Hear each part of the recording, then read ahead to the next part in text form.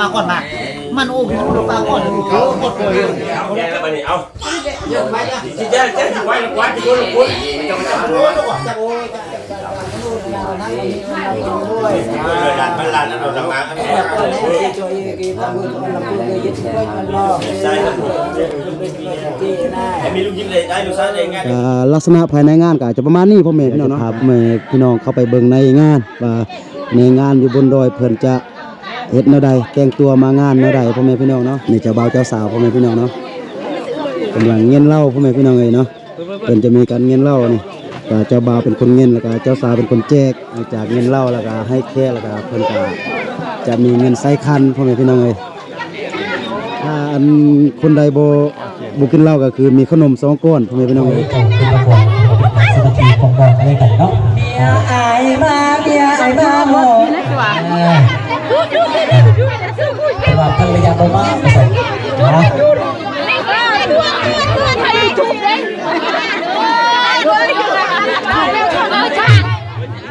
นาะจังสันเป็นตัวเห็นซึ่งภรรยาเขาทานกันเป็นประตูการภรรยาบ่มาบ่ใส่เนาะอ่ะโคเปีย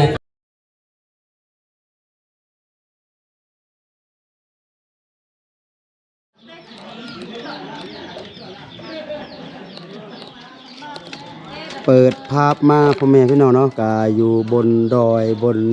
ภูคือเก่าพ่อแม่พี่น้องเนาะกาก่อนอื่นกากราบทักทายสบายดีและสวัสดีเด้อพี่น้องเนาะบ่ว่าจะอยู่ในประเทศและต่างประเทศกาขอยินดีต้อนรับเข้าสู่ช่องคูดอยอีกคือเก่าคือเดิมพ่อแม่พี่น้องเนาะกาเมื่อนี้มาอยู่กับคูดอยอยู่ที่บ้านพ่อตากับบ้านแม่ยายพ่อแม่พี่น้องเนาะกาในคลิปนี้ก็คือครูดอยจะพาพ่อแม่มาเบิ่งก็คือเป็นงานดองของชนเผ่ากะมุอยู่ที่บนดอยพ่อแม่พี่น้องเนาะว่างานดองของชนเผ่ากะมุอยู่บนดอยเพิ่นจะมีการเฮ็ดแนวใดเนาะงานดองระหว่างงานแต่งพ่อแม่พี่น้องเนาะก็คืออยู่ทางฝั่งลาวเพิ่นจะเอิ้นว่าเป็นงานดองแต่ว่าถ้าเป็นอยู่ทางฝั่งไทยเพิ่นจะเอิ้นว่าเป็นงานแต่งพ่อแม่พี่น้องเนาะก็เดี๋ยวครูดอยจะพาพ่อแม่พี่น้องเข้าไปเบิ่งลักษณะภายในงานว่ามันจะเป็นแนวใดเนาะนี่ก็คืออยู่ทางหน้าตัวนี้ก็จะเป็นงานดองของน้องสาวของน้องพิงพ่อแม่พี่น้องเนาะก็คือเป็นงานดองของน้องเพิ่ม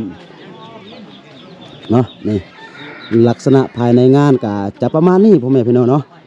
ก็เดี๋ยวนี้ก็คือมันมิดพ่อแม่พี่น้องบ่มีเสียงเทปเสียงตู้เสียงเพลงก็ย้อนว่าก็คือไฟมันดับพ่อแม่เนาะก็ทางเจ้าของวงดนตรีเพิ่นก็กำลังที่ว่าซอกจักซอกอันนั้นมาแปลงเพราะว่าไฟมันดับแล้วก็เฮ็ดให้งานมันยัง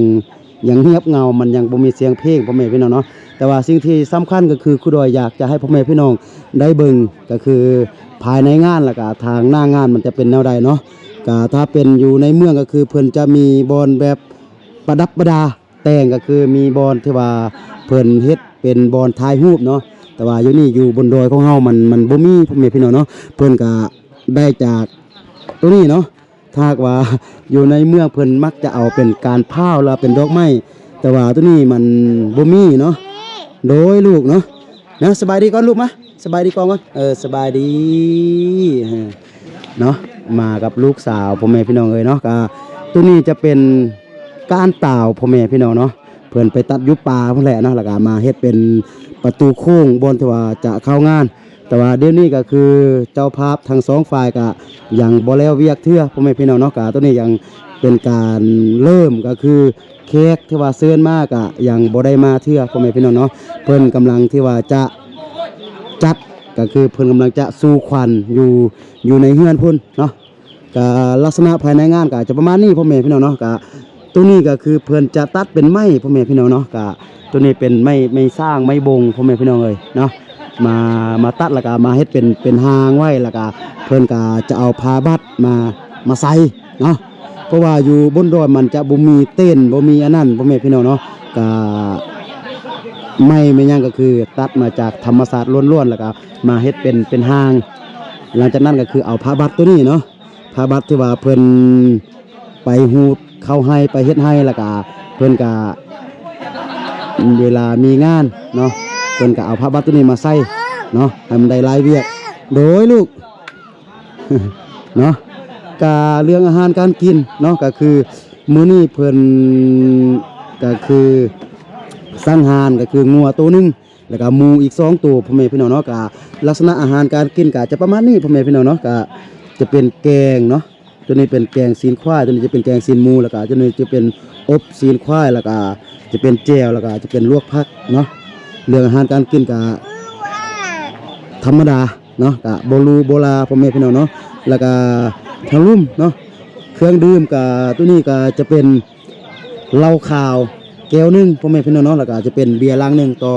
อโต๊ะเนาะกะโต๊ะหนึงก็จะนั่งได้ประมาณอยู่6คนเนาะเพราะว่าตัวนี้เป็นโต๊ะสุดน้อยเนาะกะเฉพาะโต๊ะหนึงนี่จะมีแกงมีอบมีลวกผักมีแจ่วเนาะแกง2แกงแล้วก็ข้าว6ห่อแล้วก็จะมีเบียร์ลังหนึงแล้วก็เหล้าแก้วหนึงเนาะแต่ละโต๊ะก็จะประมาณนี้พ่อแม่พี่น้องเนาะก็เป็นงานน้อยๆบ่ได้เป็นงานใหญ่พ่อแม่พี่น้องเอ้ยเนาะก็ตัวนี้ก็เป็นลักษณะงานแต่งหรือว่างานดองที่ว่าอยู่แถวเขตชนบทอยู่แถวบนดอยพ่อแม่พี่น้องเอ้ยเนาะนี่ก็จะประมาณนี้เดี๋ยวครูดอยจะพาพ่อแม่พี่น้องก็คือไปเบิ่งการสู้ควันพิธีเพิ่นสู้ควันว่าเพิ่นจะสู้ควันแนวใดมันจะคือกับลือกับลาวหรือว่าคือกับฟังไทยหรือว่ามันจะเป็นแบบชนเผ่าเป็นจะได้เดียวเฮาค่อยไปเบิ่งบอนที่ว่าเพิ่นสู้ควันอยู่ที่ในเฮือนพ่อตากับแม่ยายเพิ่นเลยพ่อแม่พี่น้องเนาะตัวนี้จะเป็นพิธีการผูกแขนสู้ขวัญพ่อแม่พี่น้องเนาะการแต่งงานหรือว่าการกินดองของชนเผ่ากะมุอยู่บนดอยพ่อแม่พี่น้องเนาะโดยจะมัดแขนเจ้าบ่าวเจ้าสาวแล้วก็เพิ่นจะเฮ็ดเป็นหีดเป็นคล้องของเพิ่นพ่อแม่พี่น้องเนาะจะบ่มีผ้าขวัญเนาะแล้วก็เป็นคือญาติพี่น้องทางฝ่ายหญิงพ่อแม่พี่น้องที่ว่ามามัดอยู่นี่ก็คือเพิ่นเฮ็ดเป็นหีดเป็นคล้องของเพิ่นเนาะก็คือเป็นประเพณีของเพิ่นกินดองหรือว่าแต่งงานเพิ่นจะมัดแบบนี้พ่อแม่พี่น้องเนาะโดยที่ว่ามันบ่มีผ้าขวัญบ่มีไก่ต้มพ่อแม่พี่น้องเนาะแต่ต่างจากนั้นก็คือเพิ่นจะเอาเป็นดงมาไว้พ่อแม่พี่น้องเนาะดงมาไว้แล้วก็มันจะมีไก่เป็นตัวหนึงเนาะนี่เป็นแบบนี้แล้วก็มีฝ่ายมัดแขนแล้วก็ให้เจ้าบ่าวเจ้าสาวมานั่งแล้วก็เพิ่นก็มัดแขนอยู่บนนี้เนาะหลังจากมัดแขนอยู่บนหั่นก็คือเป็นหีดเป็นของชนเผ่ากะมุอยู่บนดอยพ่อแม่พี่น้องเนาะแล้วก็จะให้เจ้าบ่าวเจ้าสาวก็คือมานั่งบอนพาขวัญก็คือให้ก็คือญาติพี่น้องที่ว่ามาจากบ้านอื่นมาแต่ในเมืองหรือว่าเป็นญาติพี่น้องของฝ่ายชายมามัดอยู่บนนี้พ่อแม่พี่น้องเนาะเพราะว่าฝ่ายชายบ่แม่นชนเผ่าเราถึงพ่อแม่พี่น้องเนาะบ่แม่นชนเผ่ากะมุอยู่บนดอยเนาะก็เลยมามัดอยู่ที่พาขวัญเนาะว่าเจ้าภาพทางฝ่ายซ้ายเพิ่นบ่กล้าที่ว่าจะไปมัดบอนที่ว่าเพิ่นเฮ็ดหีดเฮ็ดคองเนาะหลังจากมัดแขนสู่ขวัญเป็นที่เรียบร้อยเพิ่นก็จะมีการดูดเราให้เป็นหีบเป็นคองอยู่เฮือนอยู่แคมบอนพาขวัญพ่อแม่พี่น้องเนาะก็จะมีทางคือทางฝ่ายหญิงแล้วก็ฝ่ายชายมาดูดเราให้เพื่อที่ว่าจะให้พรให้กับเจ้าบ่าวเจ้าสาวเนาะนี่หลังจากดูดแล้วเพิ่นก็จะให้พรให้กับเจ้าบ่าวเจ้าสาวให้มีลูกเต็มบ้านมีหลานเต็มเมืองแบบนี้พ่อแม่พี่น้องเนาะหลังจากนั้นจึงกลับเข้าสู่ในงานตอนนี้ก็เป็นแขกที่ว่าทึกเซิ้นกลับมาเป็นที่เรียบร้อยก็คือเต็มในงานเลยพ่อแม่พี่น้องเนาะแต่ว่าเสียที่แต่อันเดียวก็คือไฟฟ้าดับตอนนี้ก็คือทางเจ้าของวงดนตรีก็กำลังแปลงจักรเนาะนี่แปลงจักรใดเป็นที่เรียบร้อยกำลังจะสตาร์ทพ่อแม่พี่น้องเลยเนาะเดี๋ยวจะพาพ่อแม่พี่น้องเข้าไปเบิ่งในงานว่าในงานอยู่บนดอยเพิ่นจะเฮ็ดแนวใดแต่งตัวมางานแนวใดพ่อแม่พี่น้องเนาะ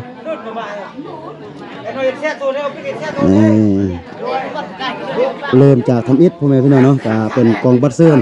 ต ตัวนี้เป็นคู่ดอยเฮ็ดเองพ่อแม่พี่น้องเนาะเป็นแก๊สแล้วก็เอาเจีย AC มาติดใส่เนาะก็เพื่อนเจ้าบ่าวเพื่อนเจ้าสาวมาประเสริฐพ่อแม่พี่น้องเนาะนี่ภายในงาน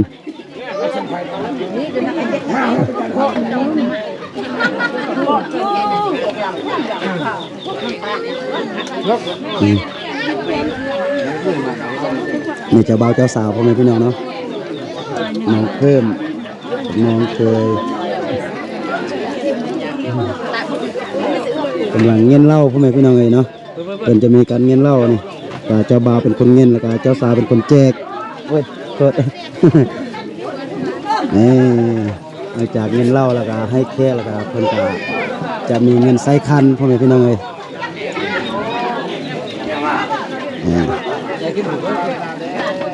บางคนเอากับข้ามเนาะนี่เพิ่นเมียนซ้ำห้อพ่อแม่พี่น้องเนาะถ้าอันคนใดบ่กินเหล้าก็คือมีขนม2ก้อนพ่อแม่พี่น้องเอ้ย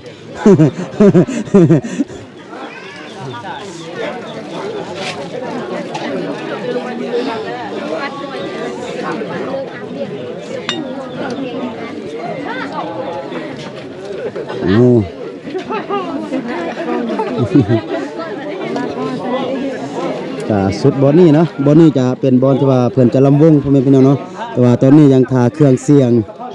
โอ้บ่าวเสิร์ฟโอ้พ่อแม่เนาะ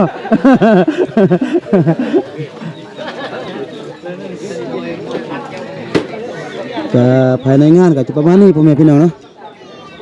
ก็บ่ได้อะไรทำไมก็บ่ได้ใหญ่เป็นงานน้อยๆงานเล็กๆเนาะ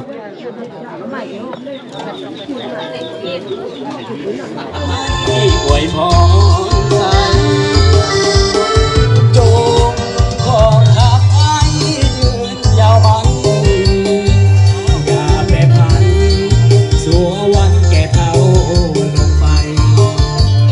ทรัพย์สินเงินทองขอจงเบื้องน้องหลั่งไหลแม้เกิดเป็นลูกหญิงชายให้เลิศโดยปาฏิหาริย์เป็นคู่กันแล้วให้เป็นคู่ที่เพียแก้วแม่แล้วก็ความสุขสันต์แบบยามพังพาผิดไปอภัยให้กันดวงใจสองจงยึดมั่นต่อคำความคู่เดียวเอาความสุขใจไปกับสาวเกี่ยวกันเดียว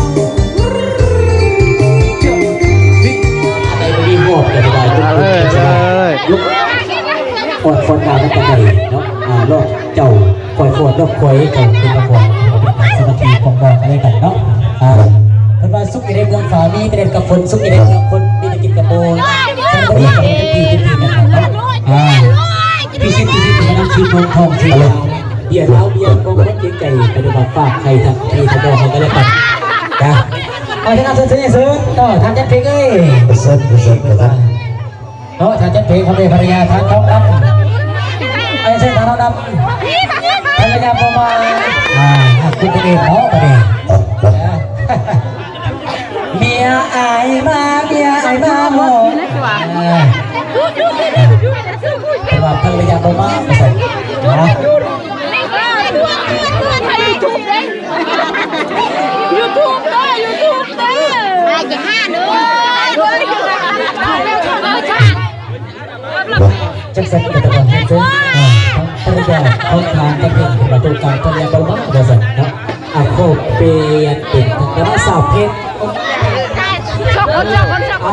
เป็นสถานะสาวโคซิงสถานะอาจารย์เป็นดีเลยปฏิทังจะของเขาเปิด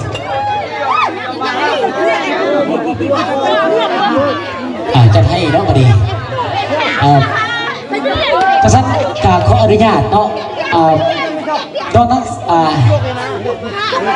องสาวหัวออกสถานเนาะก็เชิญเด้อน้องสาวหัวเป็นเกียรติให้เกียรติทั้งทานทองดำเป็นว่าภรรยาเขาเป็น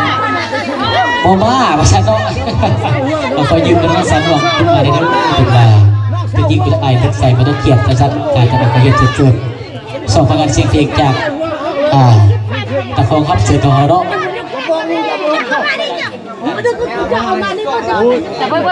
ซูเปอร์ตีนฟรีเป็นแบบบอกให้